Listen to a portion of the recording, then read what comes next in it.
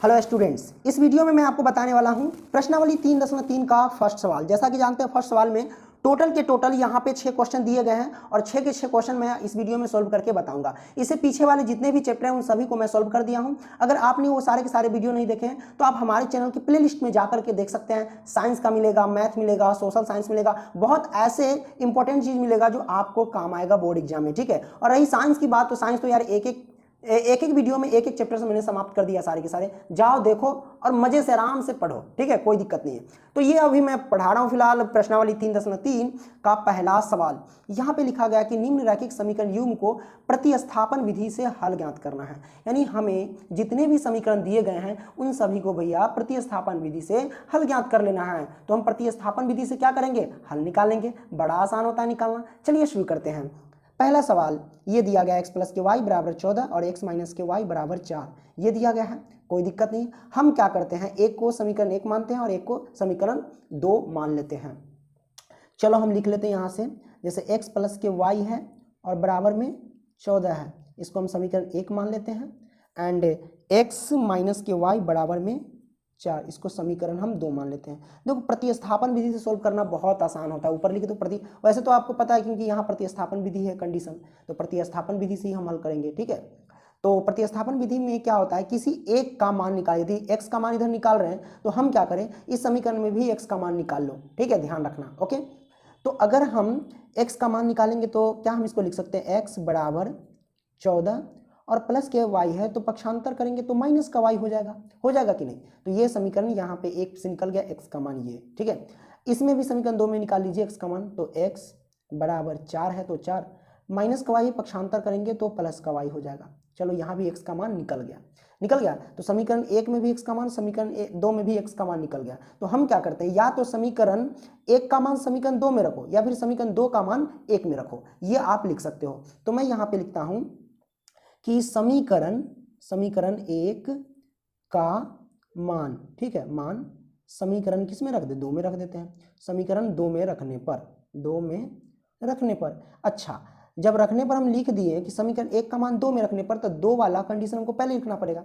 तो 2 समीकरण यानी दूसरा समीकरण क्या है, देखो समीकरण 1 का मान 2 में रख रहे हैं तो 2 लिखेंगे समीकरण पहले, तो हम लिख लेते हैं x बराबर 4 प्लस में y, मैंने लिख दिया x बराबर 4 प्लस के y, राइट। तो मैंने ये लिख दिया। अब हम क्या करेंगे कि समीकरण 1 का मान 2 में रखना है, तो समीकरण 1 का मान क्या है, x बराबर क्या, 14 माइनस वाई।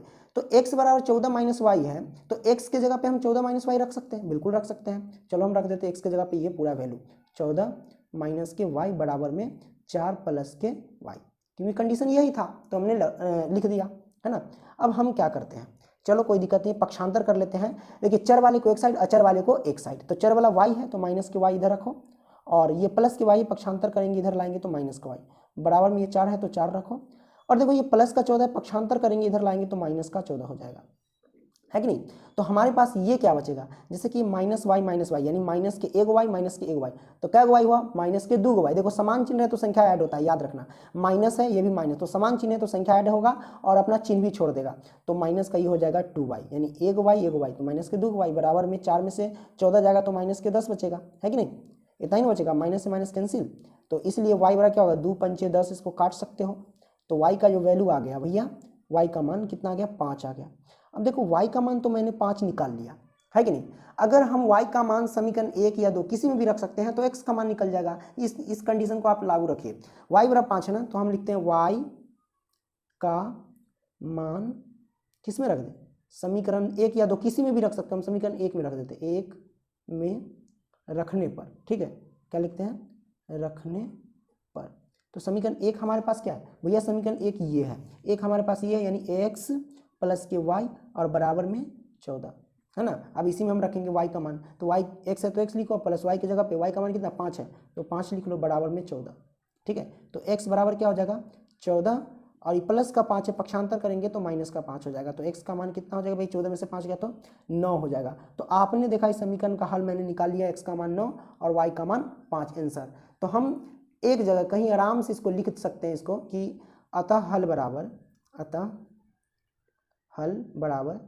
क्या लिख सकते हैं, x बराबर 9 तथा y बराबर 5, ये हमारे पास आंसर है। ठीक है, आ गया ना। आई होप कि ये प्रश्न आप समझ गए होंगे। आइए हम दूसरा प्रश्न लेते हैं।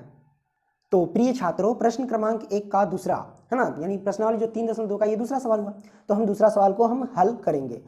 देखिए ये दो समीकरण दिए गए, एक को मान लेते हैं समीकरण 1 एंड इसको मान लेते हैं समीकरण 2, राइट। तो समीकरण ये 1 है एंड ये समीकरण 2 है। अब हम इसको क्या करेंगे भैया, सॉल्व करेंगे। बहुत आसान है। करना कैसे है, आपको वही कंडीशन, किसी एक की वैल्यू निकाल लो, एस की वैल्यू इसमें निकाल लो या टी की वैल्यू निकाल लो। हम एस की वैल्यू निकाल लेते हैं। एस बराबर, देखो एस है 5 मत मान लेना गलती से। एस बराबर क्या होगा 3 माइनस का टी है तो ये हो जाएगा प्लस का टी। ठीक है, ये हमारे पास प्राप्त हो गया एस की वैल्यू, राइट। अब हम इसमें भी एस की वैल्यू निकालेंगे। तो इसको निकालने के लिए आपको क्या करना पड़ेगा भैया, इसका एलसीएम लेना पड़ेगा। ठीक है, तो 3 और 2 का एलसीएम लेंगे तो कितना होगा भैया बताओ। 3 और 2 का एलसीएम 6 होगा, तो हम 6 लिख लेते हैं, राइट। 3 से 6 में भाग देंगे तो कितना होगा 2, और 2 से एस में गुना करेंगे तो क्या होगा 2s हो जाएगा, है ना। 2s 25 मत मान लेना, ये s है 2s प्लस 2 से हम भाग देंगे 6 में तो 2 तिहाई 6, और 3 से t में गुना करेंगे तो 3t हो जाएगा, हो गया, बराबर में 6। ओके, इसके नीचे एक छिपा रहता है, पक्षांतर कर लो, यानी क्रॉस मल्टीप्लिकेशन गुना करो। एक से इस समय गुना करेंगे तो वही होगा 2s और प्लस में 3t बराबर 6 36 हो जाएगा, है कि नहीं। तो ये हमारे पास प्राप्त हो गया 36, है कि नहीं।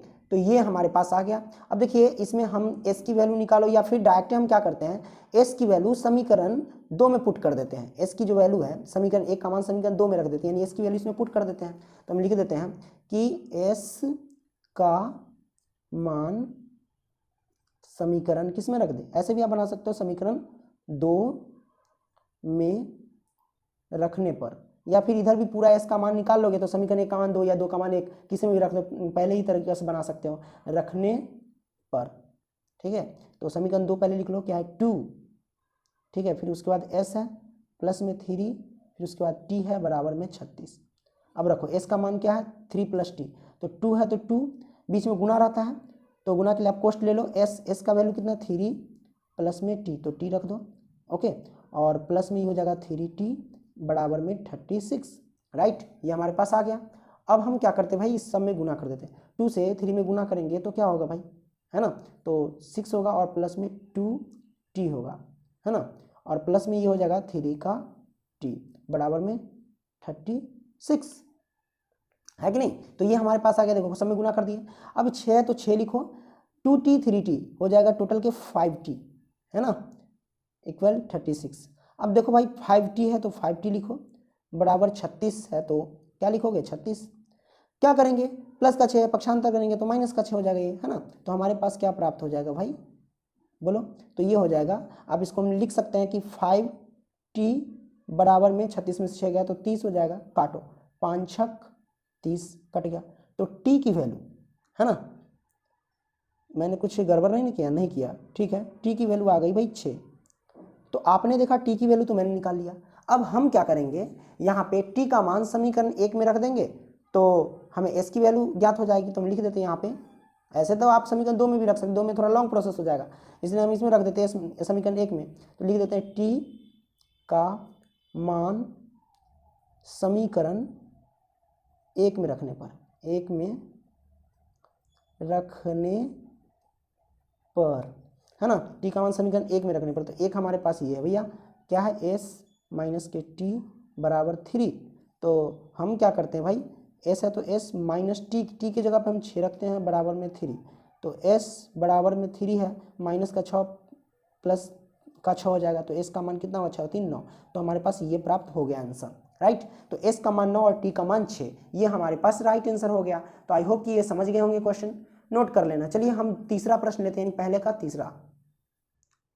तो प्रिय छात्रों, यहाँ पे आप देख सकते हैं प्रश्न क्रमांक 3, ये हमारे पास समीकरण है, इसको मान लेते हैं समीकरण 1 एंड इसको मान लेते हैं समीकरण 2, है ना, 2 मान लिया।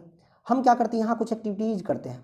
यहाँ पे देखो अगर इसमें हम 3 कॉमन लेंगे तो हमारे पास क्या हो जाएगा x, 3 कॉमन लेना यानी 3 से भाग देना, 3 3 9, है ना, तो यहाँ हो जाएगा 3x हो गया, माइनस के 3 से 3 में भाग देंगे तो भागफल कितना होगा, यानी y बचेगा सिर्फ, और बराबर में 9। इसको काट सकते हो क्योंकि गुना में बट्टा में जाएगा, 3 3 9 कट गया, तो हमारे पास बचेगा 3x माइनस के y बराबर में क्या है ये 3, मैंने लिख दिया 3, है कि नहीं। तो अब गौर से देखोगे कि समीकरण भैया एक और समीकरण यहाँ दो, दोनों क्या है आपस में बराबर यानी समान है। तो मैं इसका पहले आंसर निकालता हूँ, उसके बाद मैं आपको बताता हूँ कि क्या है इस समीकरण के अंदर, यानी क्या खूबी है। ओके, तो अगर हम कहीं अगर मान लो कि यहाँ से इसमें x या फिर y का मान हम निकाल ले पहले, ठीक है। तो हम यहाँ y का मान निकाल लेते हैं। चलो, जैसे कि अगर हम माइनस के y लिख देते हैं और बराबर में क्या लिखते हैं 3, तो हम लिखते हैं 3, ओके। और ये प्लस का क्या हो जाएगा 3x है, तो पक्षांतर करेंगे तो माइनस का 3x हो जाएगा, है कि नहीं। अब यहाँ माइनस को हटाने के लिए हम क्या करते हैं, इसमें माइनस कॉमन लेंगे, तो माइनस कॉमन लेंगे तो जो प्लस का है वो माइनस हो जाएगा, जो माइनस का वो प्लस, तो माइनस का 3x हो जाएगा, प्लस का 3x, प्लस का 3 है तो ये हो जाएगा माइनस का 3, ठीक है। ये माइनस हटाने के लिए, ओके। तो आपने देखा ये कॉमन लिया कब, जब माइनस हमने कॉमन लिया था तब, तो ये माइनस से माइनस कैंसिल हो जाएगा, तो y का मान आ जाएगा 3x माइनस के 3। अब यही y का मान अगर हम समीकरण 2 में रख देते तो कोई दिक्कत नहीं, रख देते हैं, लिखते हैं y का मान, है ना, समीकरण किस में रख दे, 2 में रख देते हैं। 2 में रखने पर देख लो भैया, 2 ये हमारे पास है ना, 3x और माइनस के y है, तो y की जगह पे हम डायरेक्ट वैल्यू रखते हैं 3x माइनस के 3, ओके। ये हम रख सकते हैं मान, और बराबर में क्या लिख सकते हैं, बराबर में लिख सकते हैं ये 3 है तो 3 हम लिख देंगे, वही ना रखेंगे, है कि नहीं, कोई दूसरा नहीं रखेंगे। तो 3x माइनस की हो जाएगा 3x माइनस माइनस प्लस के 3, ओके, बराबर में 3। अब देखो इसमें हम क्या करते हैं, ये 3x से 3x कैंसिल कट गया, तो हमारे पास क्या है 3 बराबर में 3। अब देखो यहाँ पे 3 बराबर में 3 है, तो इसका मतलब क्या हुआ, यहाँ x का अनंत मान हो सकता है, y का भी अनंत मान हो सकता है, यानी अनंत इसके आंसर निकल सकते हैं, ठीक है। तो इसको हम इस तरह बोल सकते हैं कि यदि समीकरण निकाय x के सभी मानों के लिए सत्य है, क्योंकि हम अलग से x का मान प्राप्त नहीं कर सकते हैं, ठीक है, अतः हमें y का कोई अलग से मान नहीं प्राप्त होगा, यानी x का मान हम अलग से नहीं निकालेंगे, जब तक x का मान नहीं निकालेंगे तो y का मान हमें अलग से प्राप्त नहीं हो सकेगा, ठीक है। तो इस स्थिति, यही स्थिति जो है ना वो कब आती है, जब दोनों समीकरण क्या होता है, समान होते हैं, यानी ये समीकरण दोनों समान है, आपने देखा है ना, तो तब ये स्थिति आती है, ठीक है। तो ऐसे समीकरण का क्या होता है, इसका हल कैसा होता है, तो इसका हल जो होता है ना भैया अनंत हल होता है, इसका क्या होता है, अनंत हल होता है। इतना छोड़ दो, हो गया इसका आंसर, कोई दिक्कत नहीं है। आइए चौथा प्रश्न हम लेते हैं। तो प्रिय छात्रों यहाँ पे देख सकते हैं, अब हम लिया पहला का चौथा सवाल, अब चौथा को हम सॉल्व करेंगे, ठीक है। सॉल्व करेंगे कैसे, बहुत आसान है, ये समीकरण है और यहाँ भी समीकरण, ये समीकरण 1 मानो एंड ये समीकरण 2 मानो, ठीक है। देखो भाई यहाँ पॉइंट वाले हैं, तो यहाँ गौर से देखोगे पॉइंट वाले हैं, तो दशमलव के बाद इधर भी 1 अंक, दशमलव के बाद इधर भी 1 अंक, सब पर 1 1 अंक है। तो हम क्या करते हैं, समीकरण 1 में भी 10 से गुना कर देते हैं और समीकरण 2 में भी 10 से गुना कर देते हैं, पॉइंट हमारा हट जाएगा। कैसे हटेगा वो मैं आपको बता दूंगा। चलो हम समीकरण 1 में कितना से गुना कर देते हैं भैया, 10 से गुना कर देते हैं, कितना से, 10 से गुना कर देते हैं, याद रखना ये अलग है इधर से, ये अलग समीकरण है, ठीक है भैया। 10 से गुना कर देंगे तो क्या होगा हमारे पास, यानी 0.2 में अगर 10 से गुना करेंगे तो क्या होगा, 2 होगा, x है तो x, कैसे, आप बोलोगे भैया कैसे, तो हम समझा देते हैं आपको भैया कैसे, ठीक है। देख लो 10 से इसमें अगर गुना करेंगे, जैसे 0 पॉइंट क्या है 2 है, और इसमें 10 से हम गुना करेंगे तो क्या होगा हमारे पास, देखिए दशमलव हटाएंगे तो बट्टे में क्या आएगा, दशमलव का 1, और दशमलव जितनी संख्या उतनी जीरो, तो एक संख्या तो एक 0, ये 0 से 0 1 से कट गया, यानी 10 से 10 कट गया, तो हमारे पास क्या आ जाए 2 बचा, है ना। और ये x है तो x हम लिख सकते हैं, है ना, यानी 2x। इसी तरह हम इसको भी लिख सकते हैं, प्लस का क्या 3y, है ना, बराबर इसको भी लिख सकते हैं, 1.3 को हम लिख सकते हैं सिर्फ 13, ये समीकरण 1 आ गया, है कि नहीं।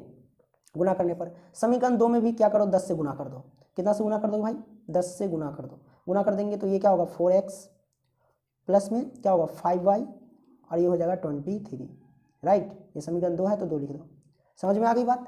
अब यहाँ हमें तो प्रतिस्थापन विधि से हल करना है, सभी समीकरण जितने भी हल किए हम प्रतिस्थापन विधि, तो हम x की वैल्यू दोनों तरफ हम पहले निकाल लेते हैं, कोई दिक्कत नहीं है। तो x की वैल्यू निकालने के लिए हमें क्या करना पड़ेगा भाई, देखो यहाँ पर क्या करना पड़ेगा, जैसे 2x है तो 2x बराबर 3 है 13 है तो 13 प्लस का 3y, पक्षांतर करेंगे तो माइनस का 3y हो जाएगा। इसीलिए हम क्या लिख सकते हैं, x बराबर 13 माइनस के 3y, और ये 2 गुना में है तो हम बट्टा में रख देंगे, मैंने रख दिया, ओके। अब वही बात करते हैं, इसमें भी x का मान निकालो पहले, x 4x है तो 4x लिखो, बराबर में हम क्या लिख सकते हैं 23, प्लस है तो पक्षांतर करेंगे तो माइनस के 5y, ठीक है। इसीलिए x बराबर 23 माइनस के 5y है, 4 गुना में है तो बट्टा में रख देंगे पक्षांतर करके, आ गया। तो ये समीकरण क्या है हमारे पास, ये समीकरण 1 और ये समीकरण 2, दोनों तरफ x की वैल्यू आ गई, तो हम लिख सकते हैं समीकरण 1 का मान समीकरण 2 में रखने पर, लिख दो भैया समीकरण 1 का मान समीकरण 2 में रखने पर, 2 में रखने पर, है ना, रखने पर हमने लिख दिया। तो भैया समीकरण 1 का मान 2 में रख दिया, समीकरण 2 का मान 1 में भी रख सकते हो। तो समीकरण 1 का मान 2 में रखते 2 पहले लिख लो। क्या है 2 हमारे पास, x बराबर 23 माइनस के 5y और बट्टे में कितना है 4 है तो 4 लिखो। x जगह पे ये वैल्यू यहाँ पे पुट कर दो, 13 माइनस के 3y और बट्टे में 2 बराबर 23 माइनस के 5y और बट्टे में 4 हम लिख सकते हैं। यहाँ से हम क्या करेंगे, काट दो इसको, 2 दूनी 4 कट गया। अब क्रॉस मल्टीप्लिकेशन गुना करो, यहाँ 1 हो जाएगा, है कि नहीं। तो हम क्रॉस मल्टीप्लिकेशन गुना कैसे कर सकते हैं, बहुत आसान है गुना करना। 1 से हिस्सा में गुना, 2 से हिस्सा में गुना, 2 से गुना करो इस समय तो क्या होगा 13 दूना 26 माइनस के 3 दूना 6y और ये हो जाएगा बराबर में 23 से कम 23 और माइनस के 5y मैंने लिख दिया। y वाले को एक साथ, विदाउट y वाले को एक साथ रख लो भाई, ठीक है। तो 6 माइनस के 6y तो 6y और माइनस के 5 पक्षांतर करेंगे तो प्लस के 5y बराबर में 23 है तो 23 प्लस के 26 से पक्षांतर करेंगे तो माइनस का 26 हो जाएगा। देखो 6y में से 5y यानी माइनस का 6y प्लस का 5y तो माइनस के 1y बचेगा बराबर में 23 में से 26 जाएगा तो माइनस का कितना बचेगा 3 बचेगा, माइनस से माइनस कैंसिल करो तो y की जो मान आ गई भैया कितना 3 आ गया, है कि नहीं। तो हमारे पास y का मान 3 आ गया।